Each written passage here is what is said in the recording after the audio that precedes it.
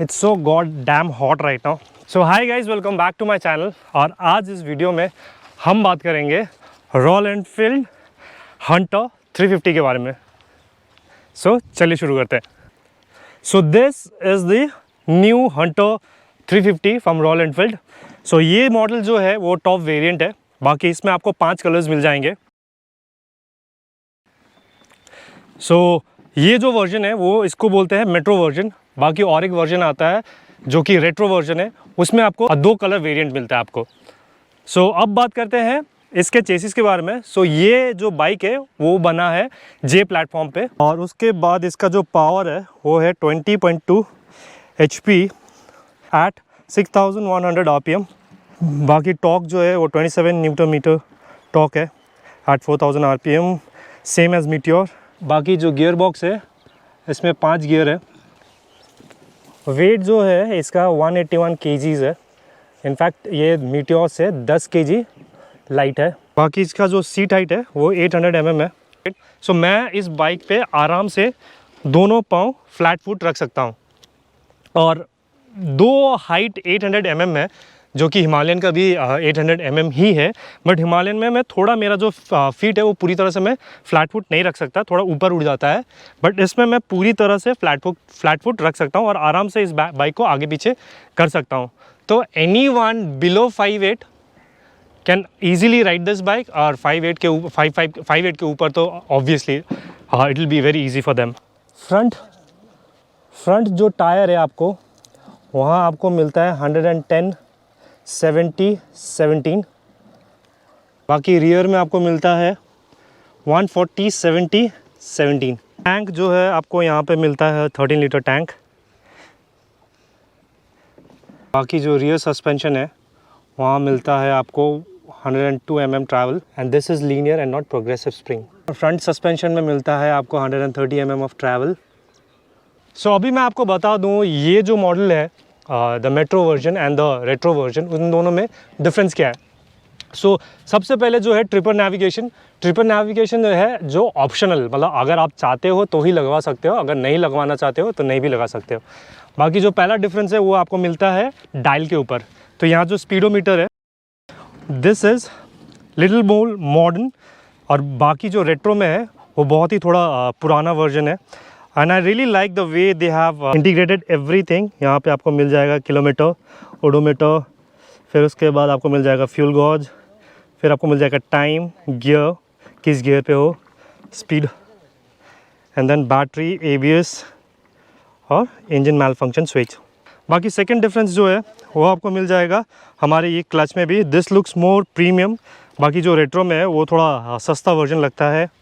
Then you get over your, यहाँ पे जो इंजन किल स्विच है आपको ऐसा गोल। बाकी उसमें जो है वो नॉर्मल स्विच बटन है ऑन एंड ऑफ करने वाला। बाकी अगर आप यहाँ देखो तो यहाँ पे आपको फुट रेस्ट में यहाँ पे आपको दोनों जो हमारे GT में आता है जैसा फुट पेग्स वैसा आता है। बाकी रेट्रो में जो है वो सामने वाला ऐसा आता है और पीछे वाला जो है आपको मेटल वाला मिलता है विदाउट द रबर। सो बाकी आप रेयर की तरफ आओ तो यहाँ मिलेगा आपको disc in the top variant, whereas आपको जो रेट्रो वर्जन है उसमें आपको मिलेगा ड्रम। दूसरा जो टायर है रियर में आपको यहाँ पे मिलता है 140, वहाँ आपको रेट्रो में मिलेगा 120। की तरफ जो है यहाँ मिलता है आपको 110 और रेट्रो में मिलेगा आपको 100।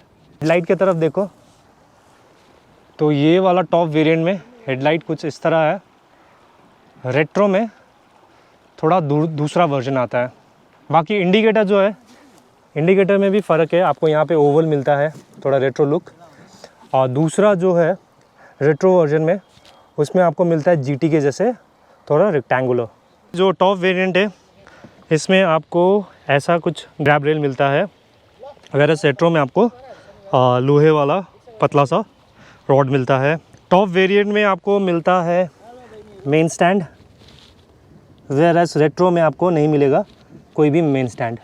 टू द सीट में आपको ऐसा मिलता है। यहाँ जो सीट है यहाँ पे आपको अगर आप देखो तो स्टिचिंग किया हुआ है, आपको लाइंस यहाँ पे सीट के ऊपर दिखेंगे। वेयर एज जो रेट्रो में है वो पूरा प्लेन है। सो अब बाइक के बारे में बात करूँ तो look wise I really love the bike, the way it looks. I mean बहुत ही अलग है, बहुत ही मॉडर्न है। दो रेट्रो है बट एक मॉडर्न टच दिया गया है। तो लुक वाइज अगर आप कहीं पे भी इसको लेके जाओ तो मतलब एक ऐसा हो ही नहीं सकता कि एक दो बंदे पलट के ना देखे। So look wise I really like it the way royal Enfield has come up with this. I mean पहले क्या होता था, बहुत ही सारे हर जगह आपको लोहा ही दिखता था, सब जगह लोहे का बना हुआ होता था। यहाँ पे थोड़े बहुत प्लास्टिक के भी यूज़ किया गया है जो कि बहुत ही थोड़ा प्रीमियम भी दिखता है। अब आते हैं इसका कंफर्ट अगर मैं आपको बताऊं, कंफर्ट मुझे बहुत ही कंफर्टेबल लगा। सीट जो है वो भी कंफर्टेबल है, काफ़ी ब्रॉड है। अगर जब आप टुवर्ड्स द एंड जो है टैंक की तरफ वो थोड़ा टेपर्ड है, बट आप जब राइड करके चलाते हो थोड़ा पीछे बैठ के तो वो बहुत ही कंफर्टेबल है। बाकी इसका जो स्टांस है राइड करते वक्त अगर आप देखो तो फुट पेग्स जो है तो थोड़ा पीछे की तरफ है, तो राइडिंग स्टांस जो है शायद थोड़ा आपको sporty look they, but bike का जो कैरेक्टर है वो वैसा नहीं है। आपका स्टांस भले स्पोर्टी हो बट चलाने में ये स्पोर्टी एकदम नहीं है। 350 इंजन है और लिक्विड कूल भी नहीं है, एयर कूल्ड है।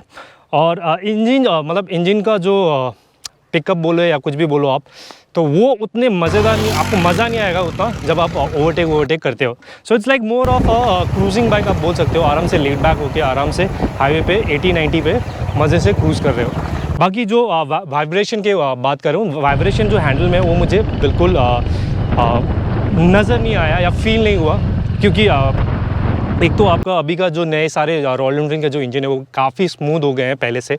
वो थंब वाला जो वो फैक्टर था वो भी हट गया है। सो हैंडल बार से वाइब्रेशन काफ़ी गायब हो गया है। अब आते हैं बाइक के सस्पेंशन के ऊपर। सस्पेंशन के ऊपर आप बात करूँ तो सस्पेंशन ट्रैवल ज़्यादा नहीं है, but I wouldn't consider this as a off road bike. हाँ, आप इसको मतलब अगर इंडियन रोड में, सिंस इंडियन रोड वैसे भी ऑफ रोड थोड़ा बहुत ऑफ रोड से कम नहीं है, सो इंडियन रोड पे आप आराम से इसको लेके राइड कर सकते हो। But if you plan to go off road तो मुझे लगता है ऑफ रोड ये बना नहीं है ऑफ रोड के लिए। Also because of the ground clearance जो कि ऑलमोस्ट अराउंड 150 mm है। सो मुझे लगता है 150 mm को लेके आपको ऑफ रोडिंग करना is not a wise decision. बाकी जो रियर का सस्पेंशन है वो भी काफ़ी स्टिफ है और जो प्ले है सस्पेंशन प्ले है वो भी काफ़ी कम है। बाकी इसका जो साइलेंसर है वो मुझे बहुत ही पसंद आया, क्योंकि GT का जो है उन्होंने इतना ज़्यादा आगे खींच दिया है कि दैट लुक्स रियली अगली, बट इन्होंने ये जो मफलर है वो छोटा रख के और वेरी कॉम्पैक्ट रख के बहुत ही सही किया है। मोरोवर जैसे आप देखते हो कि आप बुलेट पे लोग 3 जन 4 जन बैठ के आराम से चलते हैं। इस बाइक पे सिंस इट्स वेरी कॉम्पैक्ट, यहाँ पे आप 3 जन लेके ट्रैवल करना इज़ वेरी डिफ़िकल्ट। यहाँ पे आप 3 जन बैठ नहीं सकते हो, 2 जन आराम से बैठ सकते हो, बट 3 जन का कोई जगह नहीं है। सो बाकी प्राइसिंग के बारे में बात करूँ तो pricing is very reasonable. I mean 2 lakh के अंडर है द टॉप वेरिएंट, और जो अपना बेस वेरिएंट है वो शायद कुछ 1,50,000 है। So at this price point with this looks I think you should definitely go for it. I mean अगर आप सिटी राइड करना चाहते हो तो बहुत ही सही है मुझे लगता है।